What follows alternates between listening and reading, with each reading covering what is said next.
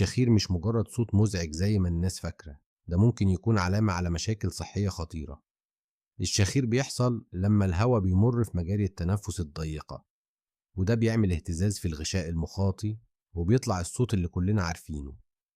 المشكلة دي غالبا بنلاقيها عند اللي بيتنفسوا من بقهم، وبتتراوح بين شخير خفيف متوسط وشخير عالي جدا. الرجالة بيصابوا بالشخير أكتر من الستات، لكن طيب ليه ده بيحصل؟ وإيه الأسباب اللي بتزود الشخير؟ أسباب الشخير: تضخم في حجم اللوزتين أو اللسان، رجوع الفك السفلي لورا، انسداد أو احتقان الأنف مع انحراف وترة الأنف، وجود لحمية أو حساسية في الأنف، السمنة خصوصا في منطقة البطن والرقبة، ودهون تحت اللسان، النوم على الظهر أو استخدام وسادة مش مناسبة، نقص فيتامينات زي الزنك وفيتامين بي 1، أو نقص هرمونات زي التستوستيرون عند الرجالة والاستروجين عند الستات بعد سن اليأس. خطورة الشخير: الشخص اللي عنده شخير بيصحى مجهد، متوتر، وبيتعصب بسهولة، نومه بيبقى متقطع، وصحيانه بيبقى بجفاف في الفم والحلق. ده ممكن يكون مرتبط بمشاكل صحية زي ارتفاع ضغط الدم، السكر، دهون الكبد، جلطة دماغية أو مشاكل في القلب.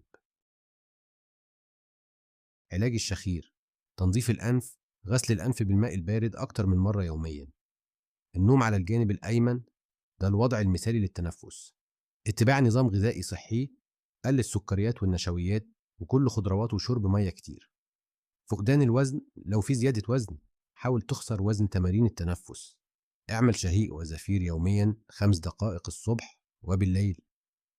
تناول أغذية غنية بالفيتامينات والزنك. علاج طبيعي: زيت حبة البركة وزيت السمسم، اخلط كميات متساوية وحط نقطة منه في الأنف 3 مرات يوميا.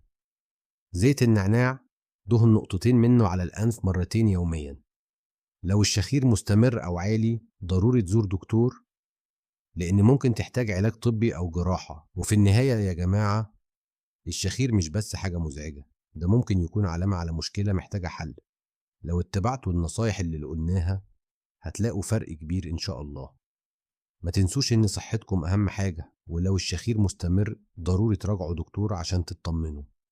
متشكر جدا لدعمكم الدائم. ما تنسوش اللايك والشير عشان توصلوا الفايدة لغيركم، واكتبوا لي في الكومنتات آرائكم أو أي تجارب شخصية مع الشخير.